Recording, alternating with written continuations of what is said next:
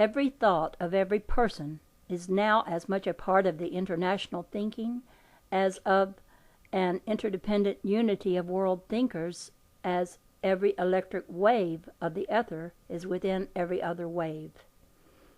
There are no longer any local thoughts, nor are there separate thinkers or separate thoughts. There is but one electric world thought current, motivated by the sum total energy of world thinkers. Whether we know it or not, the mind of man has become universalized, and universal brotherhood is just around the corner. It has to be. We cannot resist it any longer. We are becoming world citizens whether we know it or not. Our human relations have reached the point where advancement will be impossible without a rigid observance of the golden rule and an awareness of human unity. Unity of world action must follow.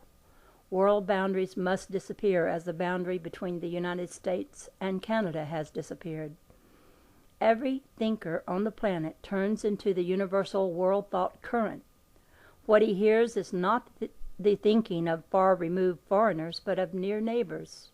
Unknowingly, he is tuning into his own thinking by tuning into every other man's thinking.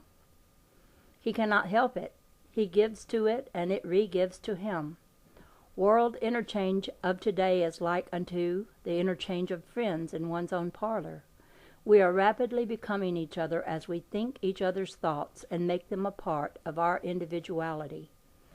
It is impossible for any thinking human unit on this globe to again think or act locally within the magic circle of that omnipotent powerhouse of world thought energy which pulses through every human brain 7 times in every second.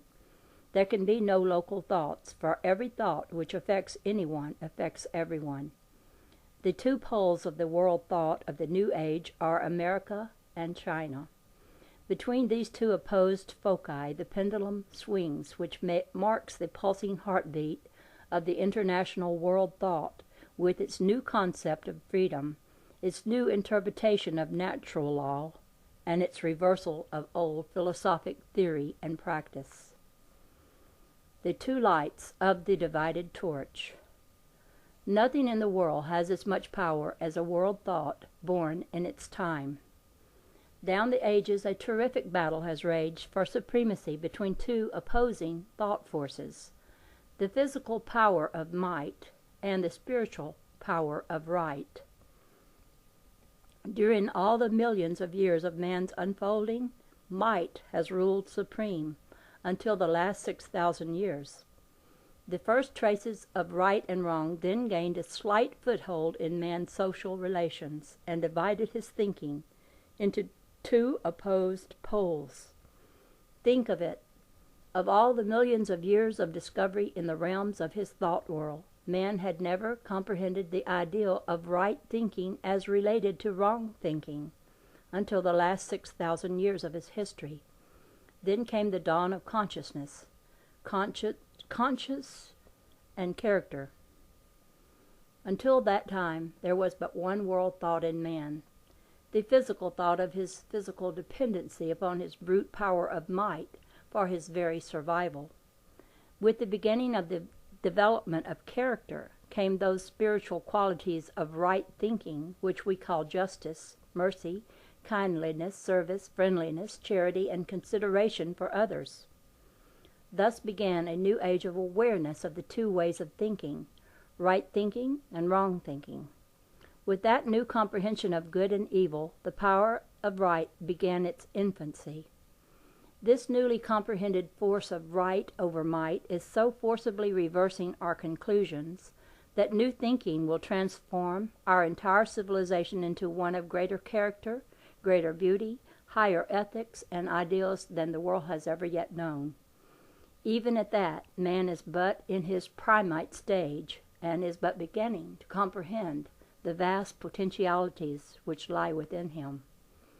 A new civilization will arise as the result of the transformed character of man.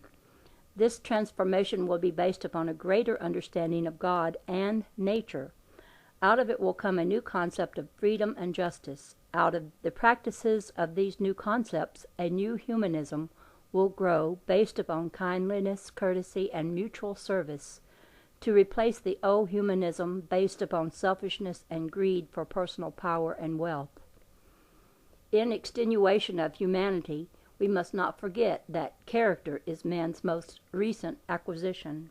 He has not had it long,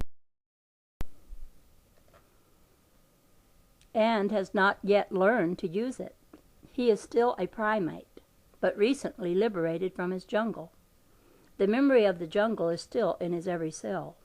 To quote Emerson, we think of our civilization as near its meridian, but we are yet only at the cock crowing and the morning star.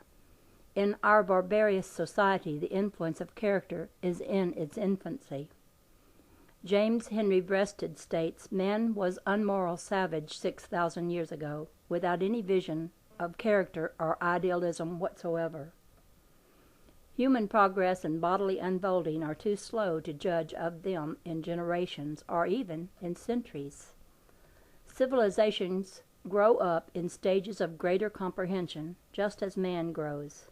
The college youth has greater comprehension than when he played with toys.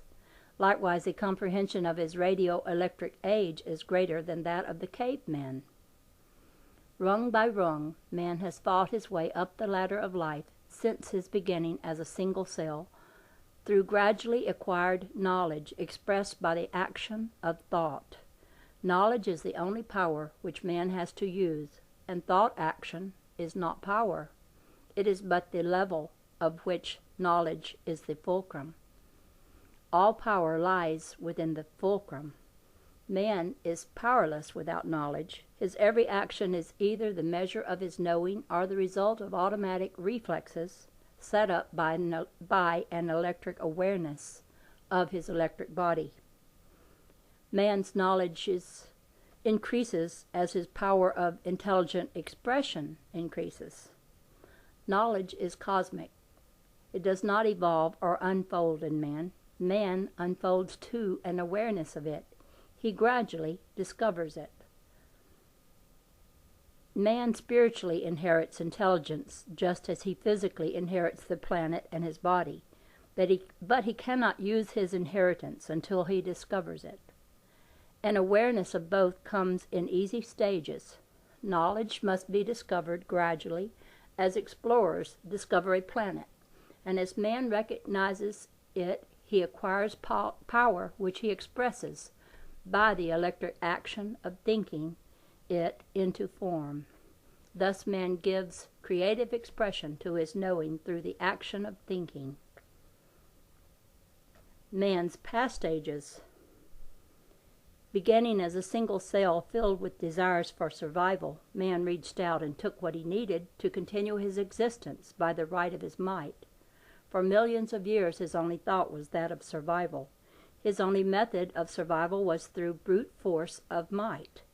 To survive meant to make war upon every living thing except kin, which instinct protected until famine made him eat even them. This he did without any compassion or regret whatsoever, for compassion was not then in him.